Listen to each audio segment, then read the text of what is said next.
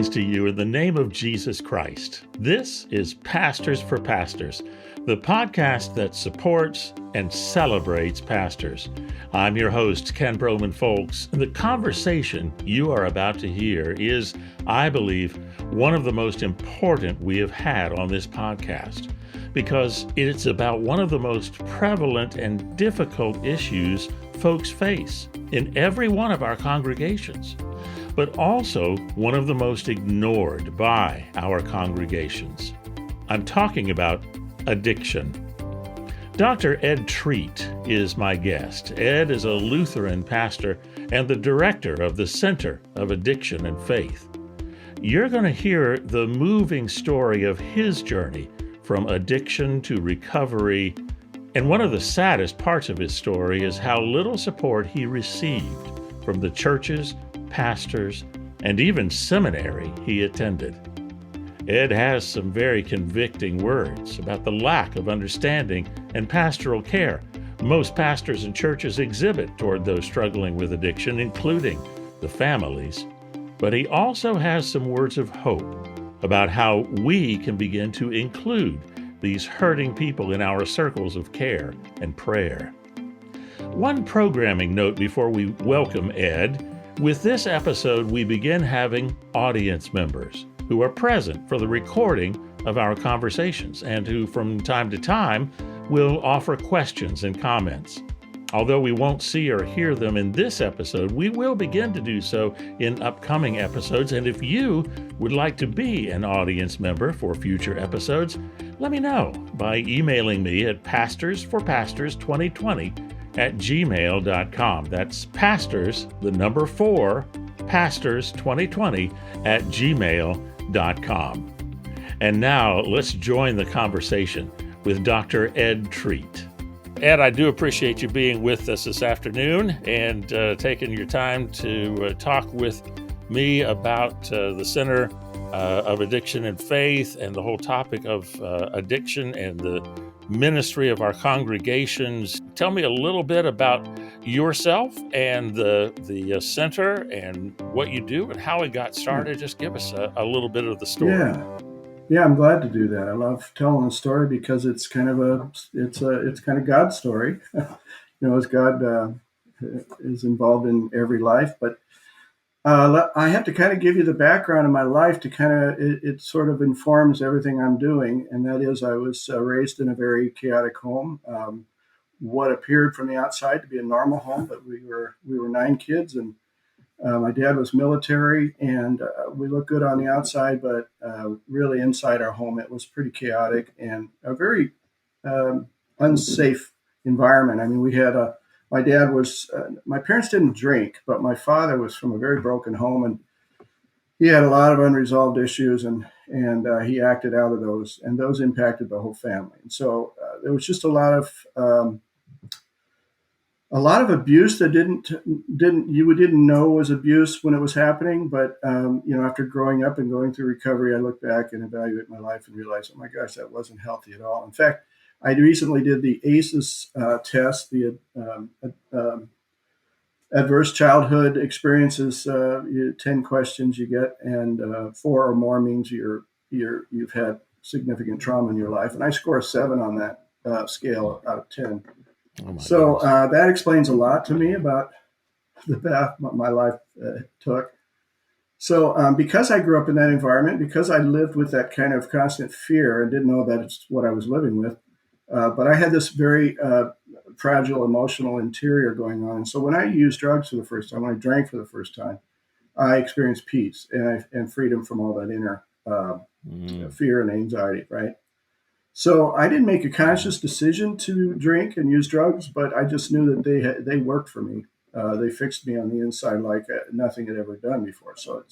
And I hear that story a lot from people who are users. In fact, I'm convinced after all these years that most people who get caught in addiction, I think everybody gets caught to some degree in addiction, but those who get addiction, severe addiction, almost always underneath that, there's unresolved trauma and pain, and that most people's addiction has to do with trying to resolve inner pain. That's why we get addicted, because we're trying to fix something on the inside. And so I was that kid that was at all the parties and looking for fun and trying to find it wherever I could, and um, graduated high school and went off like the prodigal son and spent most of my young adulthood um, chasing fun, trying to pursue really just trying to pursue the high, but really having no direction, and really did end up like the prodigal son, kind of at the bottom and saying, I need to do something. And so that's what started my recovery process. And so at age 27, I went through treatment and started the recovery process and started getting my life back and learning about all this stuff on the inside that I carry with me even to this day to some degree. Still dealing with some of that stuff. Um, and so we started the process, and along the way, about 5 years into recovery, I'd gone back to school and gotten a degree in journalism. And I happened to stumble into a Lutheran organization in the Cascade Mountains called Holden Village, and I didn't know much about Lutherans. And they were the weekend that I happened to stumble into that very remote place was a weekend that they were doing a 12-step workshop. And I was like, wow, here's a church, and they're talking about me. And so that was significant, incredibly significant for me. And I think it's a lesson for the church, because throughout the years of my using and struggle, I would hit bottom over and over again. And one of the places I often thought to go to for help was the church. And I would go there thinking, I got to get right with God, right? So I would go to church and I would walk away feeling like there's nothing there for me, nothing there connected to me. The people felt like they were different than I was. It was just, I knew that's where I needed my help, but there was no help for me. So there was nothing there. And in recovery, after I started my path of recovery, and this has been true of many people in recovery that I've known over the years, is that along the way in recovery through 12-step groups, they start to itch for something more spiritually. And many of them will go church shopping and have the same experience I did, even in recovery, going to church and going, well, there's really nothing there for me. I mean, the church just doesn't speak the same language. And in my recovery process of trying to get back to church and go to 12-step meetings, there were many times that I just felt like, gosh, I think if Jesus were alive today, he'd be more likely in those 12-step meetings than he would be in the church, because I experienced the things of Jesus more there than anywhere else. I mean, these were places where people were being welcomed and healed, and the diversity was there, and people from every walk of life, and everybody was just there to love and help each other, which was, it's a pretty unique community, pretty amazing. My first exposure to 12-step group was, it's kind of funny, because I know that our religion and our faith can actually become part of the problem, because I went to my first AA meeting and I remember thinking, I know there's something wrong with my life. I know I need to get something fixed, but I don't need this because I have God. It's the old story of the guy that's on the roof and the waters are coming up and he's waiting. A helicopter comes and a boat comes and he says, no, God's going to save me, right? So that's what I was. I was like, I wanted to be saved, but I wanted to be saved on my terms and not God's terms. And so I ended up in 12-step meetings. I finally gave up on the church. I said, I'm going to make these 12-step meetings my church. And that's when I stumbled into that Lutheran camp, and they were talking about the 12-step program. And so I fell in love with the Lutheran church and decided to go to seminary, thinking the seminary was a lot like that community I walked into. But it turned out after I got to seminary, about 3 months in the seminary, I thought, oh my gosh, this church is just like every other one. They have no concept of this stuff. And I was really disheartened. And I was like, God, why did you lead me here of all places? This is not where I belong. These are not my people. And right when I was going through that struggle, I heard about some pastors getting together in Chicago, and they were meeting around the topic of alcoholism. And I thought, I got to go there. So I drove to Chicago, and here were these pastors. They were. This was a joint effort between the Lutheran Church, ELCA, and the Missouri Synod, which back then was possible. It's not today, but. And I walked in, and they were having a 12-step meeting, and they were all telling their stories. And I was just like, oh my God, these are my people. And it gave me hope to carry on. I thought, okay, well, maybe I can be a pastor, and I can be a pastor who helps people in recovery. And so I got ordained and went off to serve a church in rural Nebraska. And I thought I would use my recovery stuff to help serve me as a pastor. But, the church really wasn't interested. and the people in church don't really want to talk about this. It's not a comfortable topic. And so I just decided, well, I'll just keep them separate. And so I did church over here, and over here I did my 12-step stuff. I got involved with this group of pastors, and we formed a group called the Fellowship of Recovering Lutheran Clergy. And our mission was to help advocating for pastors and helping pastors who found themselves addicted to stay in the ministry and to get well and to provide, to be treated as though they had a health problem and not a moral issue. And so we've come a long way there. But even then, the church has not been really open to this.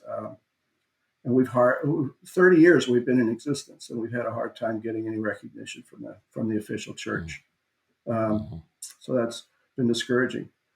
So about 4 years ago, I attended a conference at the University of Minnesota. All the state leaders were there, and they were addressing the opioid problem.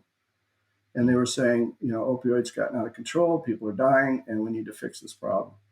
And Amy Klobuchar got up and said, all the state leaders were there. Amy Klobuchar got up and said, we're doing everything we can within our power to solve this problem, but whatever we're doing is making it worse, because what they could control were the laws and accessibility, and they were making it harder to get opioids through legal channels. And so those people that were addicted couldn't get their opioids anymore, going to the street to get street heroin and those other things that are laced with fentanyl. And the death rate was actually going up. And so Amy Klobuchar said, we need everyone to realize this is everybody's problem and this affects everyone. And I'd always believed that, but I thought, oh gosh, the church is so well positioned to help, to do something. There's a church, synagogue, there's a mosque on every corner of every city in the country. And I thought, what if the church were to step up a little bit, take this on a little bit? There's so many people out there struggling who look to the church for help and don't find any. And there's so many that are in recovery who look to the church for nourishment and don't get it. What if we were to make this a part of the church and a piece of what we do? And so we decided to put on a little conference, and we said, let's educate our colleagues. Those of us who were clergy in recovery were all frustrated because we felt like our seminaries, all of them, send out spiritual leaders with no basic core competency in addiction. We don't learn about it at seminary. And we're just baffled about how can you understand the human condition and how can you minister to people when you don't even understand how addiction works, because it's in everybody to some degree. And it seems like it ought to be a core competency of a spiritual leader. And so we said, let's teach our colleagues about this. So we brought together the smartest people we knew on the topic and had a little conference in Bloomington. We thought we might get 40 or 50, clergy, spiritual leaders to come. We ended up having to cut off registration at 200, and they came from 32 states and 17 different denominations. So we were like, wow, this is great. 2018 was our first one. We did it again in 2019. And then we couldn't last year, but then we just finished our third conference, and they've all been amazing. And the comments we've gotten, but what really excites me are what happens to pastors when they start learning about this. They also see, light bulbs go off, and they start to see it in themselves, and it changes how they view the world, how they view God. It's really transformative stuff. And we had one CPE teacher brought 9 of her students to our conference and made them go to 12-step meetings, and they all came back saying, she wrote me a lovely note saying, and she listed off all their lives that had been changed. There was one woman who realized that this was, what she was dealing with, and she went back and joined Overeaters Anonymous, came back to our next conference and gave a testimony about how she lost 85 pounds and had a whole new relationship with God. And she was a pastor with a doctorate degree, and she said, I've never heard about any of this, and this has been life-changing for me. So that's so that's kind of how we got where we are today. That is an amazing story, and thank you for sharing that.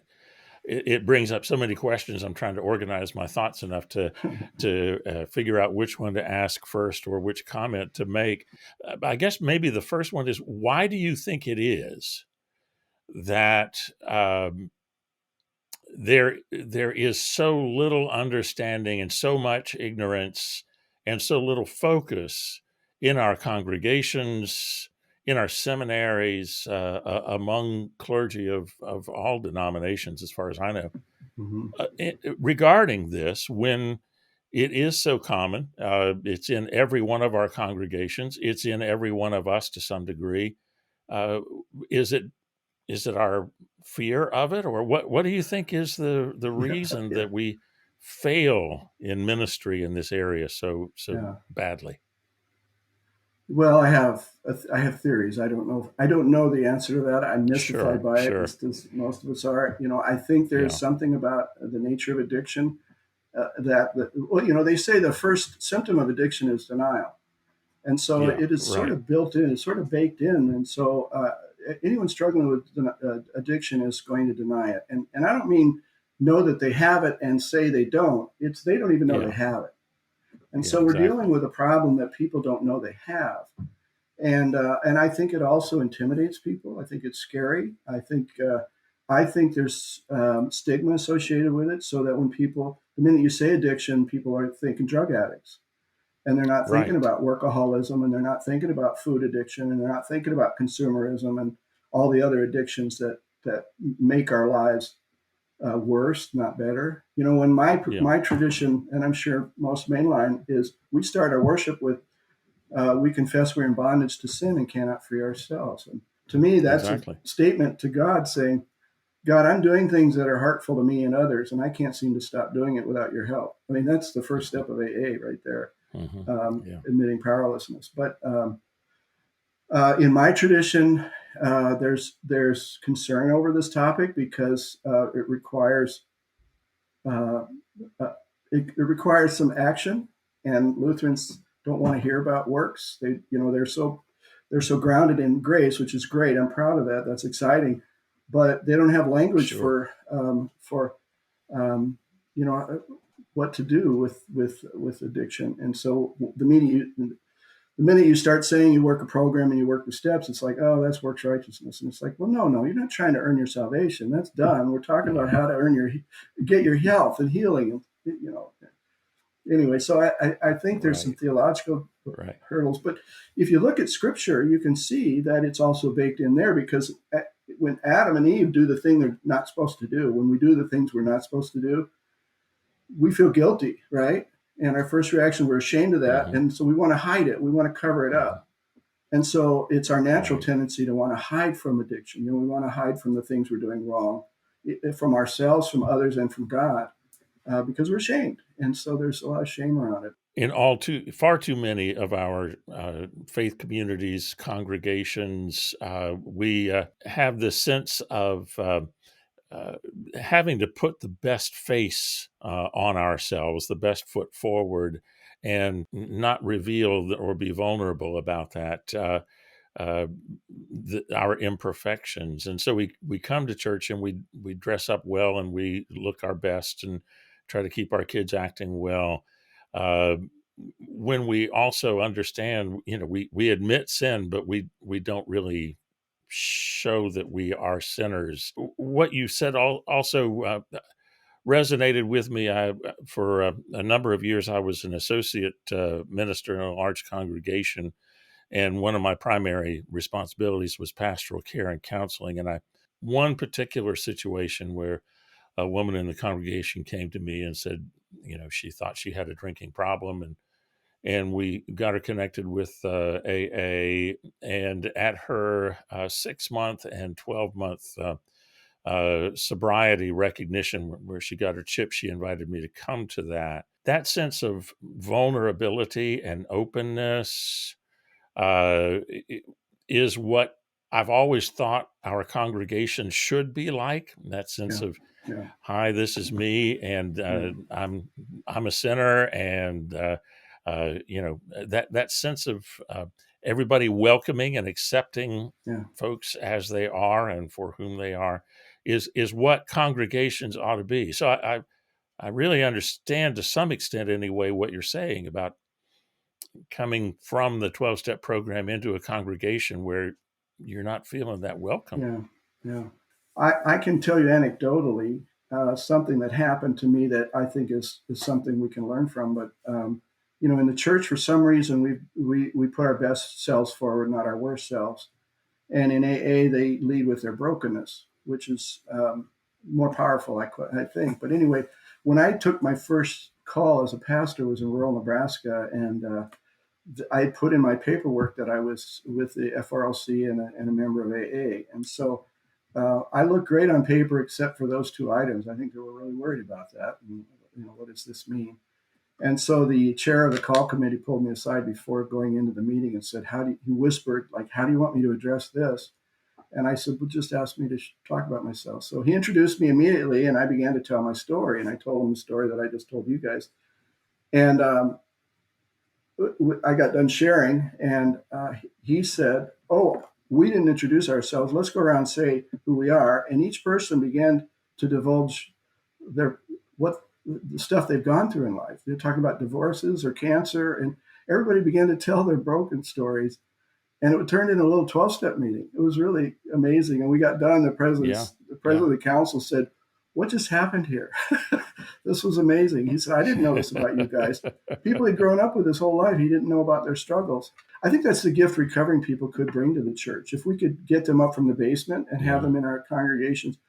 Everywhere I go where I get to talk in a church, after I preach or share in a church, I have at least 5 people whisper to me that they're in recovery. And I say, well, have you told anyone in the church? And they say, no, they don't. They keep it secret. Oh, yeah. And these stories are God stories. They're stories of redemption. I mean, we celebrate this ancient story of redemption, but we've got stories of redemption happening all around us. They should be celebrated openly. And it opens the door to all kinds of wonderful stuff. Julie has asked a question. Do you encounter people in your church battling addiction who still think they are sinful and do not understand that they have a disease? Absolutely. Yeah, I still think our whole culture thinks of it as a, people making bad choices instead of good people dealing with pain, which is really what it is. It's good people dealing with pain. The problem is that when you deal with pain with an addiction, it gets progressively worse. You do more bad things, and it leads to bad, sinful behavior, right? And so it starts to accumulate, and pretty soon it feels like you're a sinner. It doesn't feel like you have a disease. It feels like you're just a really bad person who can't get it right. I mean, I know me, I woke up every time I woke up with a hangover and remembering what I did the night before, I would berate myself. So it's hard to see that as a disease. It feels like it should be a choice, but it's, the science now is pretty clear that the brain gets rewired and hijacked by addiction. I always say I was living a life that I didn't even personally approve of, and I couldn't stop. I knew the life I was living was not what God wanted. It wasn't even what I wanted, and I couldn't help myself. I would swear up and down I would stop, and I wouldn't do it again. And then I would wake up another morning and go, oh my God, what's wrong with you? And then my conversation with God is like, God, when are you going to save me? Because I knew it was going to take an act of God to straighten me out. How do we as pastors invite people to see themselves and see the people around us who struggle with addiction as people with a disease rather than just weak people who don't have any self-control and are sinners? Yeah, well, that's a great question. And it is part of my journey was that I fought this to the very end. I really, even to the very end, until the day I went into treatment, I didn't think I had this particular problem. I thought I had a problem, but it wasn't drugs and alcohol. And I thought I used drugs and alcohol too much, but it was because of whatever else was going on with me that was, I just felt like if I could fix whatever's wrong with me, I would drink and use normally, right? Like normal people do, because I didn't want it to be that problem. And then I went into treatment, and I was expected to read the big book, and I sat through, in those days, it was 30 years ago, but it was 35 years ago. But it was Father Martin was an alcoholic priest who did a lot of things. He did this program called Chalk Talks. He talked about alcoholism. He talked about his own. And those Chalk Talks are still really good. If you ever go on YouTube, you can look them up. And what he has to say is still very powerful. But the light bulbs went on. And that's what happens with education and awareness is you go, oh my gosh, this explains it. And the problem we have in our society and our culture today is nobody is getting that education until they land in treatment. And then if they can get their family to come to Family Day, they might get an hour or two of education around it. But we don't have an understanding of addiction until it's at the back end. they are showing that if we can educate people at the front end, we can lower the instance of addiction by a huge number. It's one of the most effective things we can do is the preventative piece. And that's where churches, faith communities can be so effective because we have access to youth and families. Now, the question for me, it was like, well, I can be a pastor in the church and I can help addicts. Well, it turns out addicts typically don't go to church and they don't go looking for the pastor. They don't ask, they don't want the pastor to know. Right. But the people that are in church are the people who love addicts. And we call them codependents because they are co-addicted to that. They get into a dance that they get sucked into. And after they do it for so long, they become really dysfunctional and confused and emotionally kind of tied up in this person who's addicted, and they lose their bearings, and they need help as much as the addict does. But my belief is that the church is filled with codependents, and if we could educate them, we could stand a chance against the addict. It was my mom who was my codependent for many years.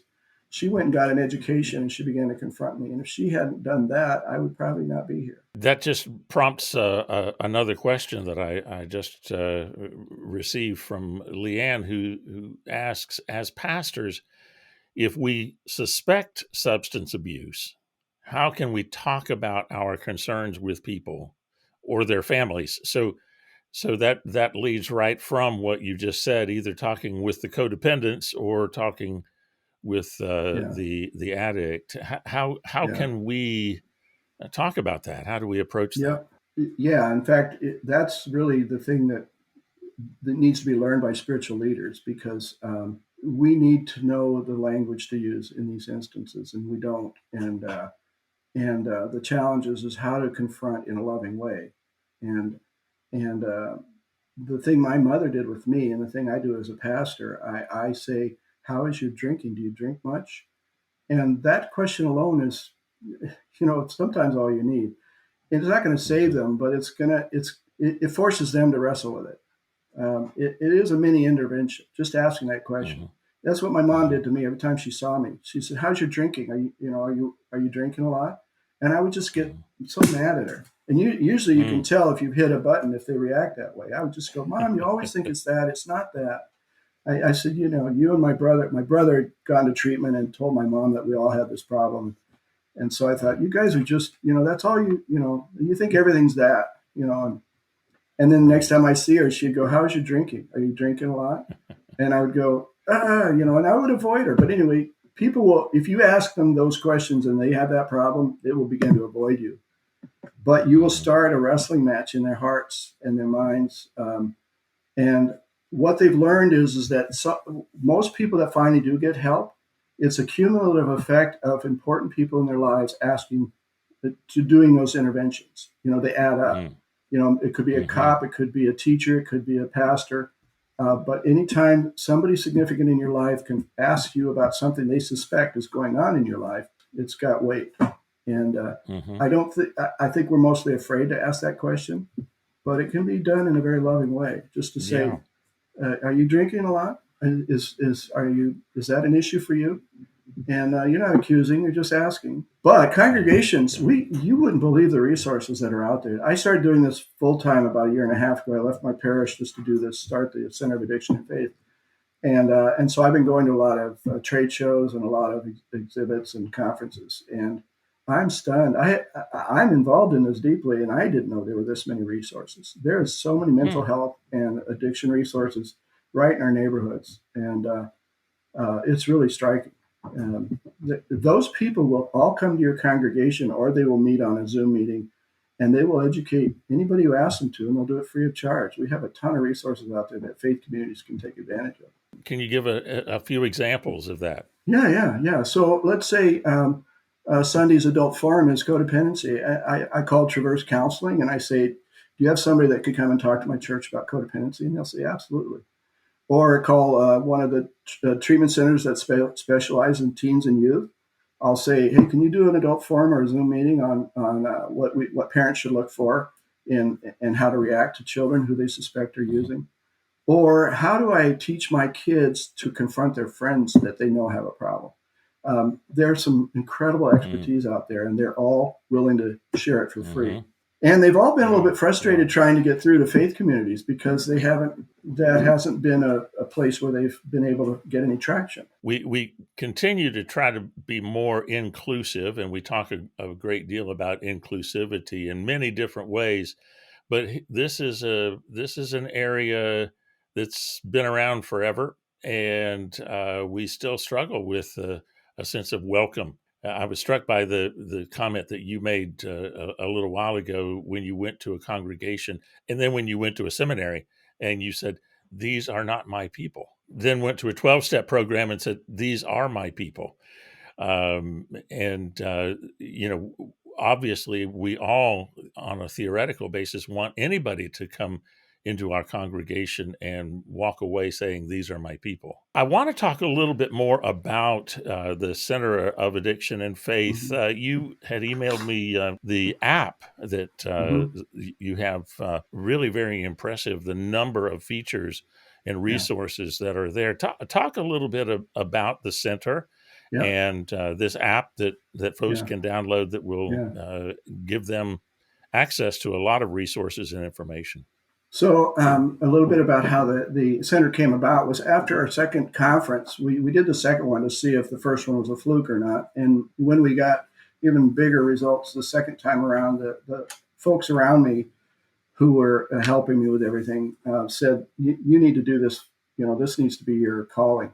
So I made the decision that I would leave the parish and strike out. And so we formed a 501c3. And we said, okay, so we have the annual conference. What else can we be? And we said, well, let's just be a resource to the church. There's a million resources out here the churches don't know about. Let's just be a place where people can come and find them all, to be a center in that regard, a clearinghouse type of place. So I made the decision to leave my church. I had a son in college. I was leaving a full-time pay and benefits for trust. And I'm still trusting and waiting, by the way. And so if anybody has $1 million, I'd love to have a talk with you. But so I started out doing this work, and I had arranged to go out and speak. I had about 3 different speaking engagements throughout the country because of the conferences. I had made some great contacts. So I was going to go out and talk to people.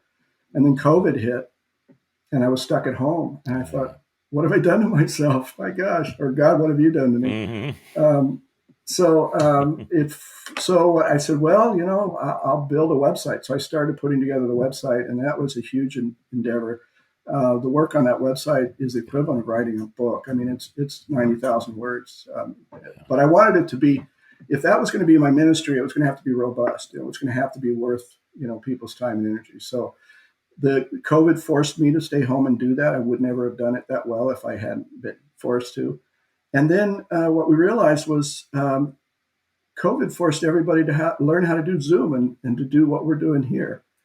And we realized, wow, we can actually do more this way than we could the other way. And so we started doing webinars and podcasts and 12-step groups and devotions. And anyway, we just started building resources. And I put them all on the website. And then I thought, these are great resources, but they're buried in this website. So I said, we need a way for people to get to these resources more easily. So I developed the app. There's the webinars are on there. The podcasts are great. If you're driving and you have, a half an hour drive, you can just sit and listen to these stories. We have devotions on there. We have some worship resources if you're looking for ideas on how to preach on addiction or to children's sermons and that sort of thing.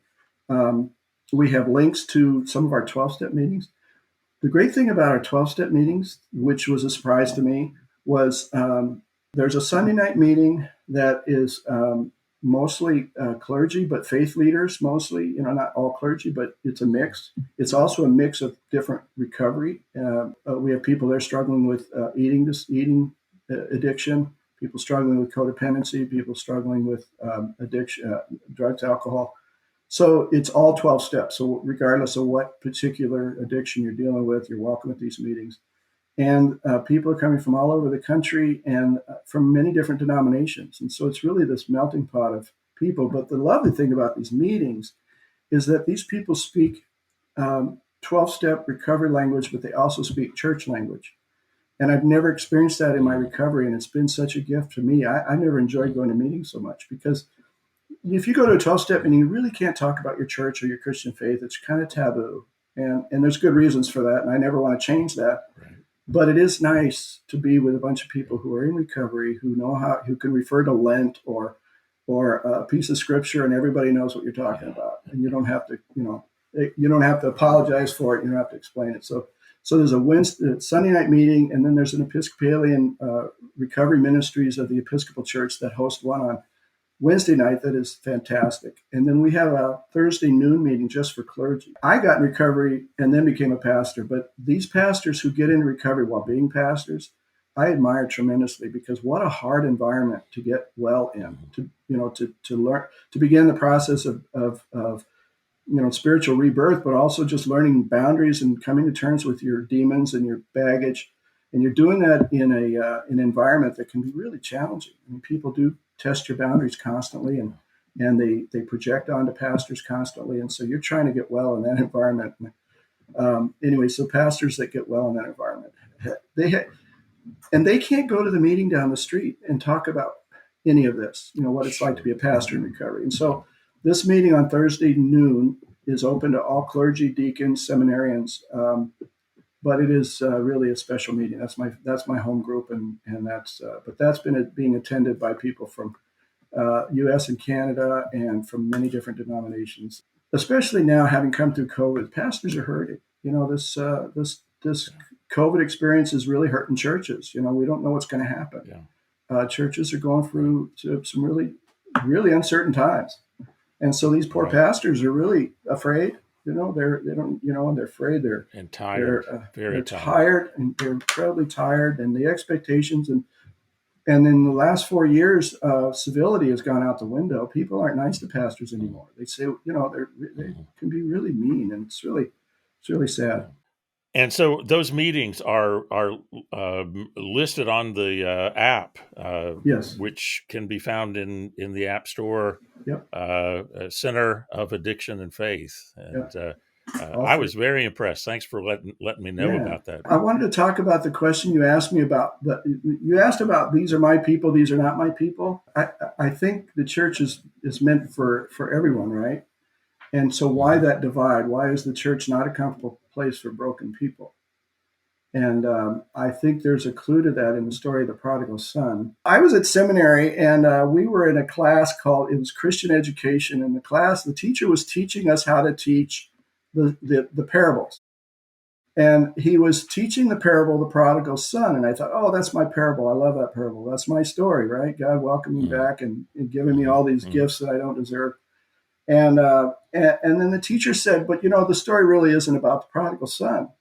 And I was like, what? What are you talking about? He says, no, Jesus was confronting the leaders of the day, and he was holding up a mirror to them and saying, you're like the older brother. It's more about the older brother than the son. And I was like, oh, wow, I didn't know that. Mm-hmm.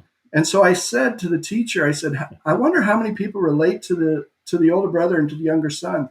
I was the only one in that class that related to the prodigal son. The rest of them related and understood the mind of the older brother.